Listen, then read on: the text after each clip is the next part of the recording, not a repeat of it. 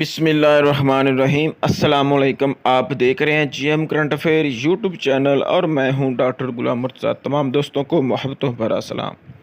ناظرین، آج شاہد خاقان عباسی نے ندیم ملک کے پروگرام میں نون لیگ کی اور شہباز شریف کی اور اسحاق ڈار کی جو ناکامی ہے اس کا اعتراف کر لیا ہے، اور اس نے واضح طور پر کہہ دیا ہے کہ ہمارا ملک جو ہے وہ ڈیفالٹ کر گیا ہے اور ڈیفالٹ ہونے کے یا نزدیک ہے، کیونکہ اس نے کہا ہے کہ آئی ایم ایف جو ہے وہ بھی نہیں دے رہا، وہ بھی امداد نہیں کر رہا، وہ بھی کہہ رہے ہیں کہ ہماری شرائط پوری کریں، ٹھیک ہے، اور بھی کوئی ممالک جو ہے وہ پیسے وغیرہ نہیں دے رہا، تو ہمارا ملک جو ہے وہ ڈیفالٹ کرنے کے قریب ہے یا وہ کر گیا ہے۔ تو انہوں نے واضح طور پر کہہ دیا ہے کہ شہباز شریف جو ہے وہ ناکام ہو چکا ہے اور اسحاق ڈار جو ہے وہ بھی ناکام ہو چکا ہے۔ تو آئیے انہوں نے کیا کیا کہا ہے، آئیے سب سے پہلے ویڈیو دیکھتے ہیں، پھر دیں گے اپنا ریویو۔ معاشی مشکلات بڑھتی جا رہی ہیں۔ جی، آپ نے پرائم منسٹر کا وہ سٹیٹمنٹ سنا ہے، تو میں ان سے ایک دفعہ پہلے بیک گراؤنڈ انٹریکشن میں یہ بیان سن چکا ہوں۔ میں نے انہیں کہا کہ آئی ایم ایف اگر نہیں آتی تو جون کے بعد بڑے سیریس کنڈیشنز ہو جائیں گی، مسائل ہو جائیں گے، ہم اس پوزیشن میں نہیں ہے پاکستان سروائیو کر سکے۔ تو انہوں نے اس وقت بھی مجھے کہا بڑے جذباتی انداز میں، اگر ایسی سچویشن ہوئی تو پھر میں قوم کو اعتماد میں لوں گا، خطاب کروں گا۔ قوم کو خطاب کر کے وہ مسائل کا حل نہیں ہے۔ You need to have a strategy کوئی نہیں ہے۔ آئی ایم ایف اس وقت آپ کو چاہیے کہ آپ کی وہ جو بلینز آف ڈالر کی ورلڈ بینک، اے ڈی بی کمٹمنٹ ساری رکی پڑی ہیں، وہ آنی شروع ہو جائیں۔ تو آپ کی حکومت کیوں ادھر سے ادھر ہو رہی ہے، اس کی کوئی وجوہات ہمیں سمجھ نہیں آتی۔ نہیں، مجھے اس کا علم نہیں ہے کہ اندرونی حالات کیا ہیں، میں تو وہی دیکھتا ہوں جو میٹنگ میں ڈسکس ہوتا ہے، لیکن ابھی تک آئی ایم ایف نہیں آیا، یہ بھی ایک حقیقت ہے۔ اور 30 جون کو پروگرام بھی ختم ہو رہا ہے، تو کیا اب اس ریویو کو مقصد بھی ہے یا نہیں ہے کہ اگلے 2 ہفتے میں ریویو کرنے کا مقصد کوئی ہے یا نہیں؟ 9th ٹرانچ کا ریویو کمپلیٹ ہونا ہے، 10th تو آپ کی لیپس ہو جائے گی، لیکن وہ جو آئے گا اس سے باقی چیزیں ان لاک ہو جائیں گی۔ نہیں، اب تو پروگرام ختم ہو جائے گا، اب آپ کو نیا پروگرام نیگوشیٹ کرنا پڑے وہ گا۔ تو آپ کو الیکشنز کے بعد ہی ملے گا، اس سے پہلے نہیں ملے گا۔ نہیں، میں یہ کہہ رہا ہوں تو ابھی آپ اس پہ کام شروع کرتے ہیں، لیکن یہ چونکہ آپ نے ایک انٹرم، آپ کو ایک 9th ریویو اگر آپ کا کمپلیٹ ہوتا ہے جی، تو اس کے نتیجے میں آپ کی ورلڈ بینک کے جو رکے ہوئے پیسے ہیں وہ بھی آتے ہیں، پھر آپ کو فلڈ ریلیٹڈ کچھ کمٹمنٹس تھی وہ بھی آپ کی رکی ہیں، پھر وہ بھی آتی ہیں۔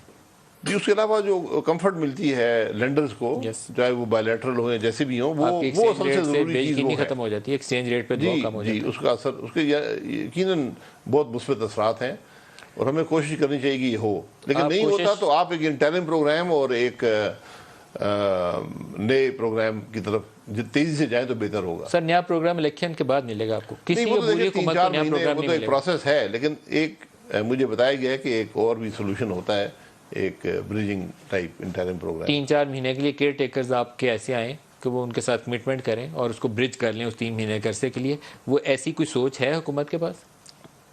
دیکھیے، یقیناً کوئی اسٹریٹجی ہوگی، مجھے اسٹریٹجی کا علم نہیں ہے، لیکن یہ ایک حقیقت ہے کہ ابھی تک ہم پروگرام ان کو سیٹسفائی نہیں کر سکے، جو بھی وجوہات ہیں۔ بہت سی باتیں بیان کی گئی ہیں، اسپیکولیشن بھی ہوتی ہے، لیکن حقیقت یہ ہے کہ ہم نہیں کر سکے، ہمیں کرنا چاہیے، تیزی سے کرنا چاہیے۔ پوری امپورٹس دبا بھی دینا آپ تو پھر بھی 22 سے 25 ارب ڈالر کی سالانہ آپ کی فائنانسنگ کی ریکوائرمنٹس ہیں۔ جی، تو ہم ایسی مشکل میں پھنسے ہوئے ہیں کہ آسان حل ہی کوئی نہیں ہے۔ جو ریمیٹنسز ہیں اس سال، ابھی نمبر لیٹسٹ 2.1 بلین ڈالر آیا مئی کے مہینے کا، جس کا مطلب ہے ہم کوئی 27 ارب ڈالر کراس کر جائیں گے۔ پچھلے سال 31 ارب ڈالر تھی، پچھلے سال سے ہم نیچے گر گئے۔ برآمدات بھی پچھلے سال سے نیچے گر گئے۔ فورن ایکسچینج ارننگ آپ کی بجائے اوپر جانے کے پچھلے سال کے مقابلے میں نیچے آ گئی۔ تو آپ کو کہیں نہ کہیں سے تو وہ پیسے ارینج کرنے ہیں، نہیں تو دوسرا حل یہ ہے پھر ڈیٹ ری پروفائلنگ کی طرف جائیں۔ اس کے علاوہ تو کوئی اور طریقہ دنیا میں کوئی نہیں ہے، ڈالر آپ چھاپ نہیں سکتے۔ ڈیٹ ریسٹرکچرنگ تو ایک یعنی ایک سٹیپ ہے ڈیفالٹ کی طرف، اب یہ سمجھیں، اور اس کے منفی اثرات ہوتے ہیں، لیکن یہ آپ کو سب آپشن ایویلیویٹ کر کے ایک سٹیپ لینا پڑے گا۔ اب لیکن سب سے پہلی بات یہ کہ کیا آئی ایم ایف پروگرام مکمل کریں گے یا نہیں کریں گے، اس پہ کوئی پروگریس نظر نہیں آئی پچھلے چند ہفتوں میں۔ بہت سی باتیں ہوئی ہیں دونوں طرف سے، لیکن آئی ایم ایف کی طرف سے بھی کوئی ایسی مثبت بات نظر نہیں آئی کہ وہ کہیں کہ ہاں ہم یہ کر رہے ہیں۔ وہ تو نمبرز آپ کے سامنے ہیں کہ آپ صرف ڈیٹ سروسنگ ہی پوری کرتے ہیں، یہ شاید وہ بھی پوری نہ کر سکیں۔ سارا جو فیڈرل گورنمنٹ کا ریونیو ہے وہ انٹرسٹ پیمنٹ میں چلا جاتا ہے۔ جی، نیٹ ریونیو اس سے بھی کم ہے، اس سے بھی تھوڑا بہت آپ کو قرضہ لے کر سود ادا کرنا پڑے گا، اس میں کوئی شبہ نہیں ہے۔ یہی سب سے تشویشناک بات ہے۔ اور جب بھی کموڈٹی پرائسز نیچے جا رہی ہیں، جب بھی وہ نیچے جائیں گی تو آپ کا ریونیو بھی کم ہو جاتا ہے، امپورٹ پہ ریونیو وہ بھی کم ہو جاتا ہے، تو اس کا ایک نیگیٹو امپیکٹ بھی آ جاتا ہے۔ ریونیو آپ کا پہلے کام ہے کیونکہ ڈیوٹیبل امپورٹس آپ نے ساری دبا دی ہوئی ہیں. آپ کی آئل کے اوپر تو آپ کتنا کو کما لیتے ہیں, وہ باقی چیزوں تو آپ جتنا بھی دیکھیں ہر پیسہ کاؤنٹ کرتے ہیں نا, تو اس کے ان سب باتوں کے نیگیٹو امپیکٹ بھی ہو جاتے ہیں. جو بھی کموڈٹی آپ امپورٹ کرتے ہیں اس پہ اگر قیمت گر جائے تو پھر آپ کا ریونیو گر جاتا ہے. لیکن یہ جو بیسک اسٹرکچر ہے, اور یہی بات آئی ایم ایف کر رہا ہے کہ آپ اپنے ٹیکس کے نظام کو دیکھیں کہ آپ کیسے کریں گے. انفارچونیٹلی ہم اس کو ہم اس میں کوئی جدت نہیں لا سکے, کوئی ایسی تبدیلی نہیں کر سکے جس سے ڈائریکٹ ٹیکسیشن بڑھ سکے. یہ ایک چیلنج ہوگی, مہنگائی بھی بڑھے گی, عوام پہ بوجھ بھی پڑتا ہے, یہ مشکل حالات ہے ہمارے. سر ابھی تو ایسا ویشیس سائیکل ہے, 21% پہ آپ کا پالیسی ریٹ ہے, 50% فوڈ انفلیشن ہے, 38% کا ویسے انفلیشن ہے. آپ جو کمائیں گے بینکوں کو دیتے جائیں گے, اس کے علاوہ آپ آگے نہیں چل سکتے. تو آپ کتنی دیر ایسے چلیں گے؟